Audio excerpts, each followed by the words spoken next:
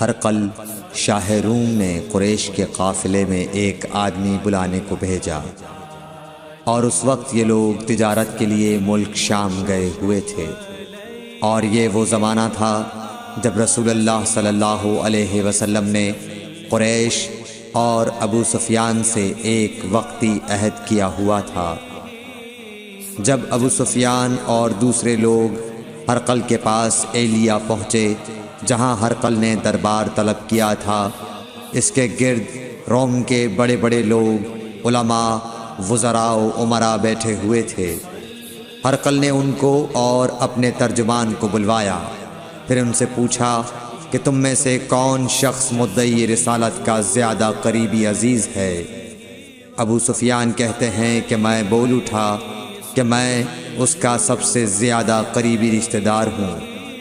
یہ سن کر ہرقل نے حکم دیا کہ اس ابو سفیان کو میرے قریب لا کر بٹھاؤ اور اس کے ساتھیوں کو اس کی پیٹھ کے پیچھے بٹھا دو۔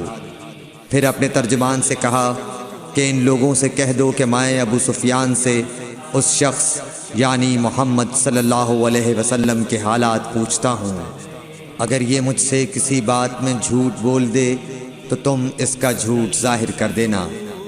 ابو سفیان کا قول ہے کہ خدا کی قسم اگر مجھے یہ غیرت نہ آتی کہ یہ لوگ مجھ کو جھٹلائیں گے تو میں آپ صلی اللہ علیہ وسلم کی نسبت ضرور غلط گوئی سے کام لیتا۔ خیر، پہلی بات جو ہرقل نے مجھ سے پوچھی وہ یہ کہ اس شخص کا خاندان تم لوگوں میں کیسا ہے؟ میں نے کہا وہ تو بڑے اونچے عالی نسب والے ہیں۔ کہنے لگا اس سے پہلے بھی کسی نے تم لوگوں میں ایسی بات کہی تھی؟ میں نے کہا نہیں۔ کہنے لگا اچھا اس کے بڑوں میں کوئی بادشاہ ہوا ہے؟ میں نے کہا نہیں۔ پھر اس نے کہا بڑے لوگوں نے اس کی پیروی اختیار کی ہے یا کمزوروں نے؟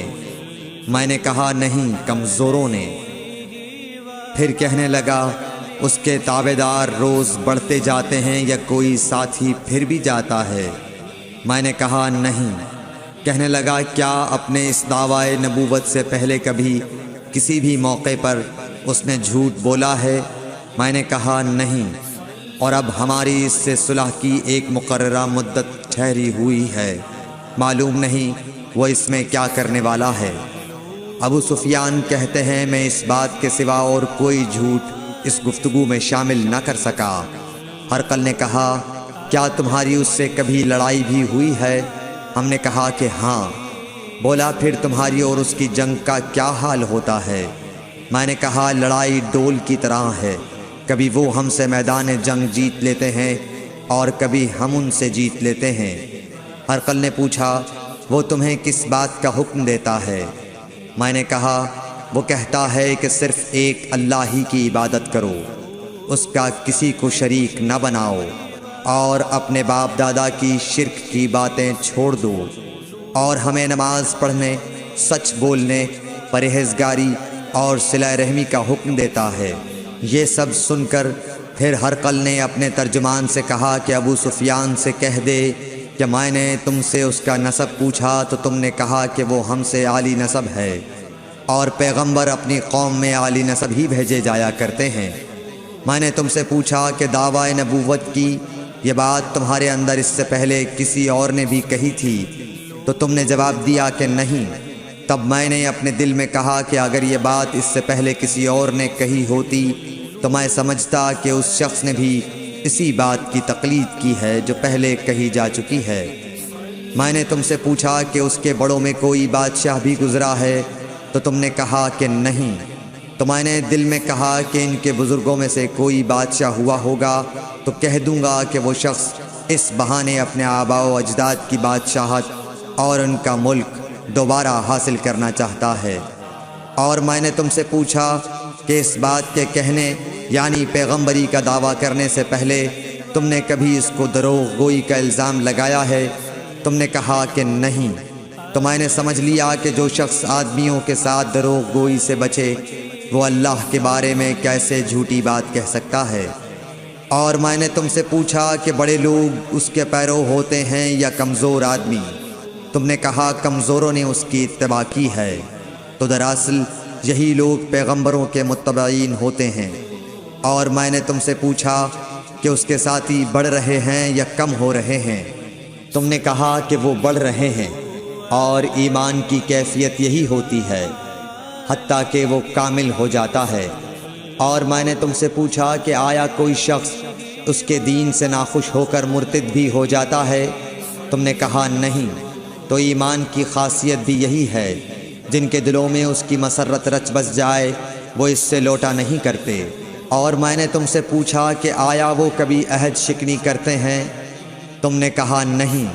پیغمبروں کا یہی حال ہوتا ہے، وہ عہد کی خلاف ورزی نہیں کرتے۔ اور میں نے تم سے کہا کہ وہ تم سے کس چیز کے لیے کہتے ہیں؟ تم نے کہا کہ وہ ہمیں حکم دیتے ہیں کہ اللہ کی عبادت کرو، اس کے ساتھ کسی کو شریک نہ ٹھہراؤ، اور تمہیں بتوں کی پرستش سے روکتے ہیں، سچ بولنے اور پرہیزگاری کا حکم دیتے ہیں۔ لہٰذا اگر یہ باتیں جو تم کہہ رہے ہو سچ ہیں تو ان قریب وہ اس جگہ کا مالک ہو جائے گا کہ جہاں میرے یہ دونوں پاؤں ہیں۔ مجھے معلوم تھا کہ وہ پیغمبر آنے والا ہے، مگر مجھے یہ معلوم نہیں تھا کہ وہ تمہارے اندر ہوگا۔ اگر میں جانتا کہ اس تک پہنچ سکوں گا تو اس سے ملنے کے لیے ہر تکلیف گوارا کرتا۔ اگر میں اس کے پاس ہوتا تو اس کے پاؤں دھوتا۔ ہرقل نے رسول اللہ صلی اللہ علیہ وسلم کا وہ خط منگایا جو آپ نے وحیہ کلبی رضی اللہ تعالیٰ عنہ کے ذریعے حاکم بصرہ کے پاس بھیجا تھا، اور اس نے وہ ہرقل کے پاس بھیج دیا تھا۔ پھر اس کو پڑھا تو اس میں لکھا تھا، اللہ کے نام کے ساتھ جو نہایت مہربان اور رحم والا ہے۔ اللہ کے بندے اور اس کے پیغمبر محمد صلی اللہ علیہ وسلم کی طرف سے یہ خط ہے شاہ روم کے لیے۔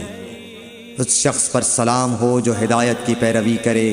اس کے بعد میں آپ کے سامنے دعوت اسلام پیش کرتا ہوں۔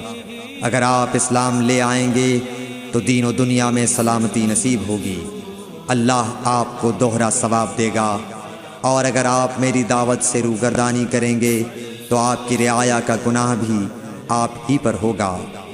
اور اے اہل کتاب، ایک ایسی بات پر آ جاؤ جو ہمارے اور تمہارے درمیان یکساں ہے، وہ یہ کہ ہم اللہ کے سوا کسی کی عبادت نہ کریں اور کسی کو اس کا شریک نہ ٹھہرائیں، اور نہ ہم میں سے کوئی کسی کو خدا کے سوا اپنا رب بنائے۔ پھر اگر وہ اہل کتاب اس کتاب سے منہ پھیر لیں تو مسلمانوں، تم ان سے کہہ دو کہ تم مانو یا نہ مانو، ہم ایک خدا کے اطاعت گزار ہیں۔ ابو سفیان کہتے ہیں، جب ہرقل نے جو کچھ کہنا تھا کہہ دیا اور خط پڑھ کر فارغ ہوا تو اس کے ارد گرد بہت شور و غوغا ہوا، بہت سی آوازیں اٹھیں اور ہمیں باہر نکال دیا گیا۔ تب میں نے اپنے ساتھیوں سے کہا کہ ابو کبشہ کے بیٹے حضرت صلی اللہ علیہ وسلم کا معاملہ تو بہت بڑھ گیا۔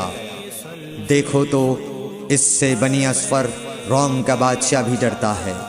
مجھے اس وقت سے اس بات کا یقین ہو گیا کہ حضور صلی اللہ علیہ وسلم ان قریب غالب ہو کر رہیں گے، حتیٰ کہ اللہ نے مجھے مسلمان کر دیا۔ راوی کا بیان ہے کہ ابن ناطور ایلیا کا حاکم ہرقل کا مصاحب اور شام کے نصارہ کا لاٹ پادری بیان کرتا تھا کہ ہرقل جب ایلیا آیا ایک دن صبح کو پریشان اٹھا تو اس کے درباریوں نے دریافت کیا کہ آج ہم آپ کی حالت بدلی ہوئی پاتے ہیں، کیا وجہ ہے؟ ابن ناطور کا بیان ہے کہ ہرقل نجومی تھا، علم نجوم میں وہ پوری مہارت رکھتا تھا۔ اس نے اپنے ہمنشینوں کو بتایا کہ میں نے آج رات ستاروں پر نظر ڈالی تو دیکھا کہ ختنہ کرنے والوں کا بادشاہ ہمارے ملک پر غالب آ گیا ہے۔ بھلا اس زمانے میں کون لوگ ختنہ کرتے ہیں؟ انہوں نے کہا کہ یہود کے سوا کوئی ختنہ نہیں کرتا، سو ان کی وجہ سے پریشان نہ ہوں۔ سلطنت کے تمام شہروں میں یہ حکم لکھ بھیجیے کہ وہاں جتنے یہودی ہوں سب قتل کر دیے جائیں۔ وہ لوگ انہی باتوں میں مشغول تھے کہ ہرقل کے پاس ایک آدمی لایا گیا جسے شاہ غسان نے بھیجا تھا۔ اس نے رسول اللہ صلی اللہ علیہ وسلم کے حالات بیان کیے۔ جب ہرقل نے سارے حالات سن لیے تو کہا کہ جا کر دیکھو وہ ختنہ کیے ہوئے ہے یا نہیں۔ انہوں نے اسے دیکھا تو بتلایا کہ وہ ختنہ کیا ہوا ہے۔ ہرقل نے جب اس شخص سے عرب کے بارے میں پوچھا تو اس نے بتلایا کہ وہ ختنہ کرتے ہیں۔ تب ہرقل نے کہا کہ یہی محمد صلی اللہ علیہ وسلم اس امت کے بادشاہ ہیں جو پیدا ہو چکے ہیں۔ پھر اس نے اپنے ایک دوست کو رومیہ خط لکھا، اور وہ بھی علم نجوم میں ہرقل کی طرح ماہر تھا۔ پھر وہاں سے ہرقل حمص چلا گیا۔ ابھی حمص سے نکلا نہیں تھا کہ اس کے دوست کا خط اس کے جواب میں آ گیا۔ اس کی رائے بھی حضور صلی اللہ علیہ وسلم کے ظہور کے بارے میں ہرقل کے موافق تھی کہ محمد صلی اللہ علیہ وسلم واقعی پیغمبر ہیں۔ اس کے بعد ہرقل نے روم کے بڑے آدمیوں کو اپنے حمص کے محل میں طلب کیا، اور اس کے حکم سے محل کے دروازے بند کر لیے گئے۔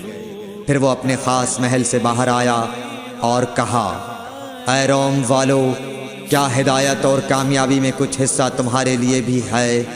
اگر تم اپنی سلطنت کی بقا چاہتے ہو تو پھر اس نبی صلی اللہ علیہ وسلم کی بیعت کر لو اور مسلمان ہو جاؤ۔ یہ سننا تھا کہ پھر لوگ وحشی گدھوں کی طرح دروازوں کی طرف دوڑے، مگر انہیں بند پایا۔ آخر جب ہرقل نے اس بات سے ان کی یہ نفرت دیکھی اور ان کے ایمان لانے سے مایوس ہو گیا تو کہنے لگا کہ ان لوگوں کو میرے پاس لاؤ۔ جب وہ دوبارہ آئے تو اس نے کہا، میں نے جو بات کہی تھی اس سے تمہاری دینی پختگی کی آزمائش مقصود تھی، سو وہ میں نے دیکھ لی۔ تب یہ بات سن کر وہ سب کے سب اس کے سامنے سجدے میں گر پڑے اور اس سے خوش ہو گئے۔ بالآخر ہرقل کی آخری حالت یہی رہی۔ صحیح بخاری حدیث نمبر 7۔